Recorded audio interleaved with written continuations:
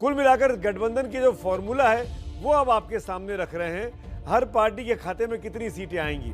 ओम प्रकाश राजभर की पार्टी को एसबीएसपी जिसका नाम है उसको 8 से 10 सीटें दी जाएंगी। केशव देव मौर्य की पार्टी जो कि महान दल है उसको 3 से 5 सीटें दी जा सकती हैं।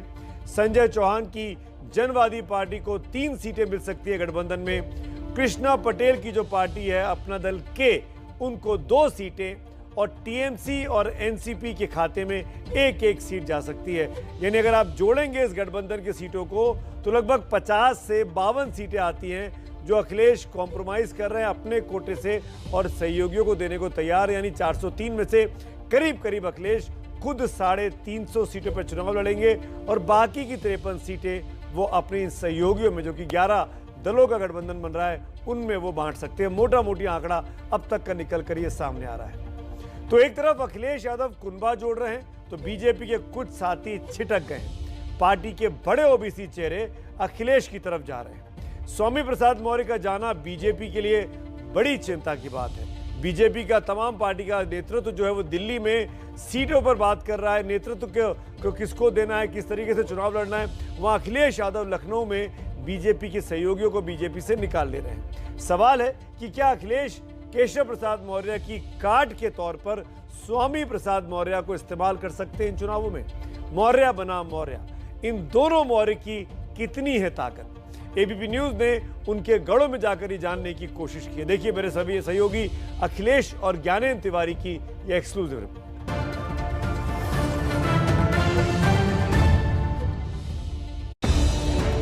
यूपी चुनाव में मौर्य वर्सेस मौर्य।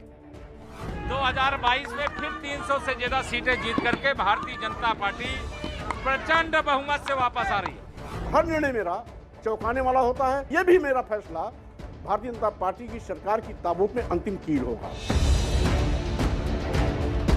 कुशीनगर से कौशाम्बी तक कड़ी टक्कर। नेता बंटते ही बंट गए समर्थक। स्वामी प्रसाद मौर्य समाज के एक बहुत बड़े नेता हैं। केशव प्रसाद मौर्य जी, इन्होंने कौशाम्बी को चमकाने का काम किया है। ऐसे नेता को क्या कहा जाए जो खुद उनका अस्तित्व अपने को नहीं मालूम है। वो जिस दल में रहेंगे उस दल में हम लोग रहेंगे। उनको पार्टी अगर टिकट देती है तो भारी मतों से जिताएंगे। स्वामी प्रसाद मौर्य के पाला बदलते ही यूपी की चुनावी जंग का एक मोर्चा जाति के मुहाने पर भी खुल गया है, जिसने एसपी और बीजेपी के बीच की टक्कर को ज्यादा रोचक बना दिया है। लेकिन कैसे, वो समझने के लिए कुछ आंकड़े जान लीजिए। यूपी में 5% के करीब मौर्य वोटर हैं, जो करीब करीब 100 सीटों पर प्रभाव रखते हैं। इसी मौर्य समाज से यूपी के डिप्टी सीएम केशव प्रसाद मौर्य आते हैं और स्वामी प्रसाद मौर्य भी। पिछले चुनाव में दोनों बीजेपी के साथ थे, लेकिन इस बार स्वामी प्रसाद मौर्य ने पाला और तेवर दोनों बदल लिया है। हर निर्णय मेरा चौंकाने वाला होता है, प्रदेश हित में होता है, सरकार बनाने और बिगाड़ने में अहम भूमिका निभाता है और यह भी मेरा फैसला भारतीय जनता पार्टी की सरकार की ताबूत में अंतिम कील होगा। मौर्य का ये तल्ख मिजाज जमीन पर क्या गुल खिलाएगा, ये समझने के लिए एबीपी न्यूज संवाददाता अखिलेश तिवारी पहुंचे कुशीनगर के पटरौना, जहां से स्वामी प्रसाद मौर्य 3 बार विधायक चुने गए हैं। और यहाँ भी जनता का मूड अपने नेता की तरह ही बगावती दिख रहा है। और हम लोग के नेता भी हैं, गार्जियन भी हैं और पूरे प्रदेश जो है, पूरा प्रदेश के नेता हैं और समाज के जो है कद्दावर नेता हैं। वो जहाँ भी रहेंगे हम लोग उनके साथ हैं और रहेंगे। जिधर जाएंगे, जहाँ जिस पार्टी में रहेंगे उसी पार्टी में हम लोग रहेंगे। जो पार्टी भाजपा की थी चाहे बहुजन की थी, उसमें समाज में हम लोग का इज्जत नहीं था, उसको निकाल दिए। फिर वो इधर देख रहे हैं, जिसमें इज्जत हमारा होगा उसमें वो रहेंगे, उनके साथ हैं। सपा में आए हैं तो सपा में रहेंगे हम लोग, बीजेपी में जाएंगे तो बीजेपी में रहेंगे हम लोग। मौर्य जी जहाँ जाएंगे जहाँ हम लोग रहेंगे। कुशीनगर के पटरौना से चलिए अब कौशाम्बी, जो डिप्टी सीएम केशव प्रसाद मौर्य का क्षेत्र है। 2012 में केशव प्रसाद मौर्य ने चुनाव लड़ा था। वहां के लोग क्या सोचते हैं, क्या समझते हैं और इसका क्या असर पड़ने वाला है, यही जानने और समझने के लिए हम पहुंचे हैं सिराथू, जहां 2012 में केशव प्रसाद मौर्य ने विधानसभा चुनाव लड़ा था। गांव में दाखिल होते ही एबीपी न्यूज संवाददाता ज्ञानेंद्र तिवारी ने लोगों की राय जानी तो पता चला कि उनके मन में मौर्य ही है, लेकिन स्वामी प्रसाद नहीं, केशव प्रसाद मौर्य। हमें नेताजी से, केशव जी से लेना देना है, तो हमारे यहाँ जो हो सकता है अच्छा काम तो कर रहे हैं। कोई नहीं हरा सकता, उनका इतना अच्छा व्यवहार है, उनका परिवार है, सब भाईचारे के हिसाब से रहते हैं हम लोग सब कोई यहाँ पे। आज से नहीं और क्या, बचपन से हमारे पड़ोसी थे, अच्छे पड़ोसी हैं। और क्या तो काम किया है इधर, आप तो बहुत पुराने समय से यहाँ रह रहे हैं। रह रहे, सही बात है, काम पूरा किए हैं। दिल खोल के बोल रहे हैं केशव जी को वोट देंगे।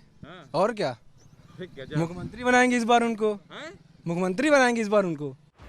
कौशाम्बी हो या कुशीनगर, दोनों इलाके के लोगों के लिए उनका नेता ज्यादा मायने रखता है, न कि पार्टी। इसलिए बीजेपी में अब भी कुछ नेता स्वामी प्रसाद मौर्य को मनाने की पैरवी कर रहे हैं, लेकिन कुछ इससे इत्तेफाक नहीं रखते।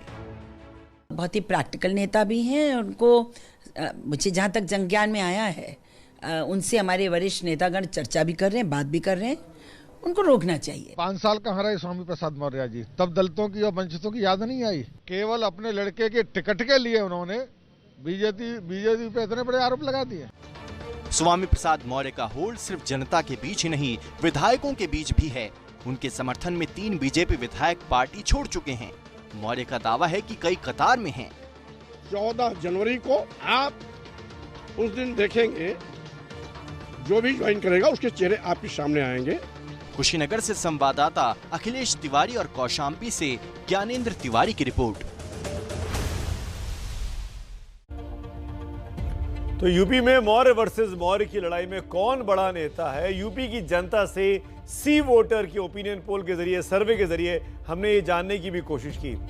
51% लोगों का कहना है कि केशव प्रसाद मौर्य बड़े नेता हैं, यानी जो बीजेपी के मौर्य हैं। 31% लोग कहते हैं कि स्वामी प्रसाद मौर्य बड़े नेता हैं, यानी वो नेता जो अब बीजेपी छोड़कर सपा में जाते हुए दिखाई दे रहे हैं। तो फिलहाल इसी नोट पर लेंगे एक ब्रेक, और ब्रेक के उस पार जब लौटेंगे तो आपको दिखाएंगे कि प्रधानमंत्री मोदी की सुरक्षा में सेंध के आरोप पर बनी सुप्रीम कोर्ट की कमेटी क्या असली चूक की वजह को सामने ला पाएगी।